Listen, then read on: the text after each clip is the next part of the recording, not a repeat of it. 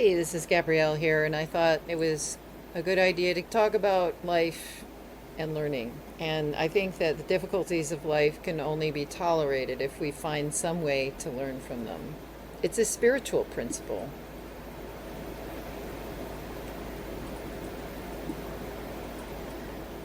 I recently had an experience where I had a chance to work with someone very closely who I respected and who frankly, I thought of as a mentor. And let's just say it worked out in a way that I didn't quite expect.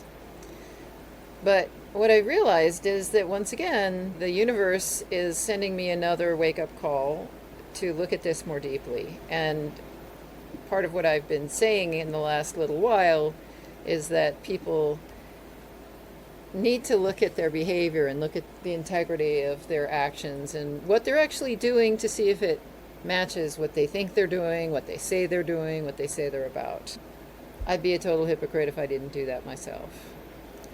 So here I am in a similar situation to something that happened to me before, and I finally realized, I get it. This is what the lesson is.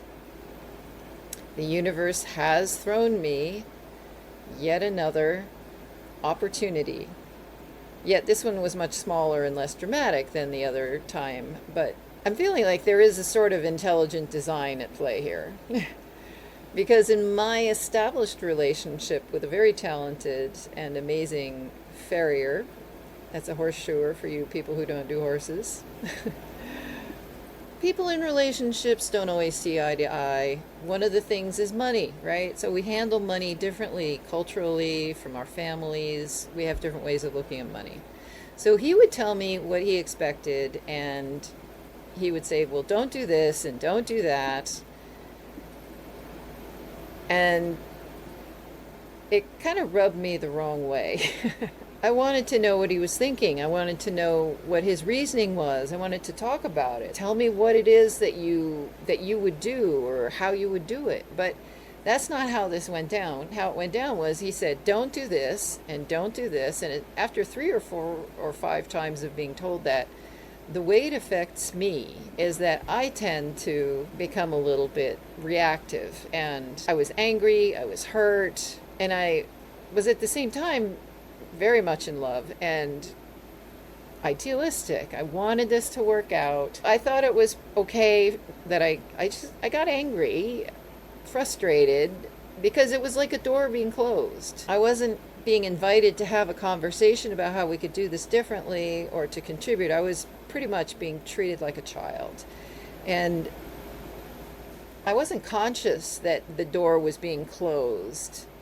I just knew that I was upset about how it had been handled. And so I went off and just thought, well, I'll just do what I'm going to do because, he's not talking to me about it. And it makes me angry when someone just says, do this, do that, don't do this. That's not how peers respond to each other.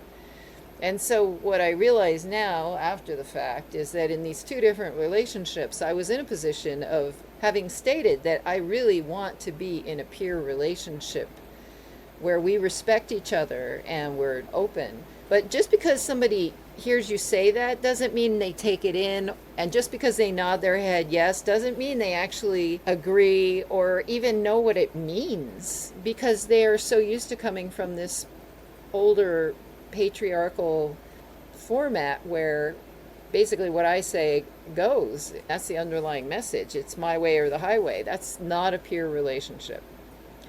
So I think it's really important for us to start to notice these things. And it's important for women who have been, I think, unjustly put in a box where people assume that women are extremely competitive, they can't get along. I think that's conditioning. I think it's programming. I think it's pressure because they've been forced to perform better under the patriarchy than they would have to if they could just be themselves, because they're fighting an uphill battle.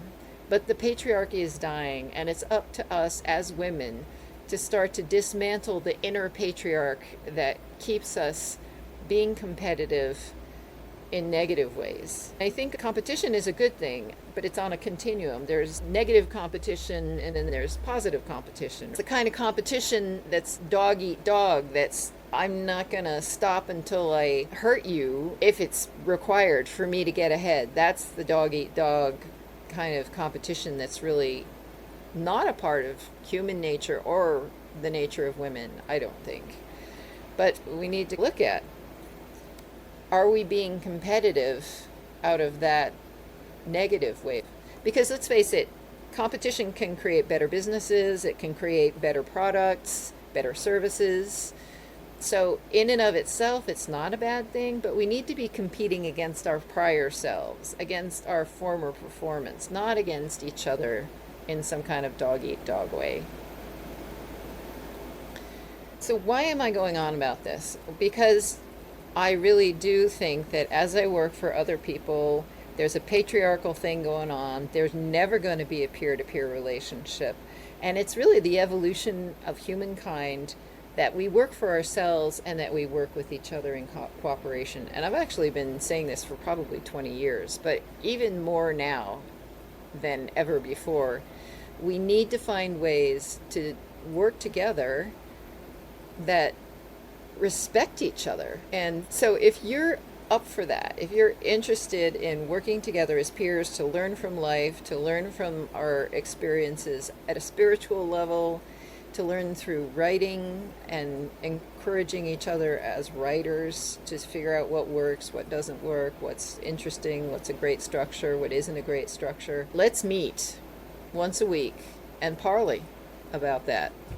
That's what our little writing group is on Monday mornings, and you're welcome to join us. It's a structure that's been going on for 7 years on Zoom, where we meet every Monday and we do a meet and greet, talk about intention, which creates focus, and then write together for an hour in silence, which ups the ante for the focus, because wherever two or more are gathered for any purpose, if it's the same purpose, that level of consciousness is augmented. And that is just the bottom line. So I wanted to invite you to our little Monday Shut Up and Write group. If you're tired of talking heads and being talked at and being broadcasted to, and you want to be a part of a little discussion where you're talking about a specific craft and things that matter, join us.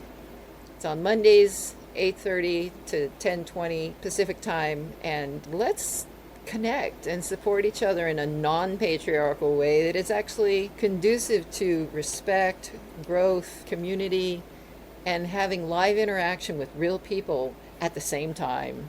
What a concept!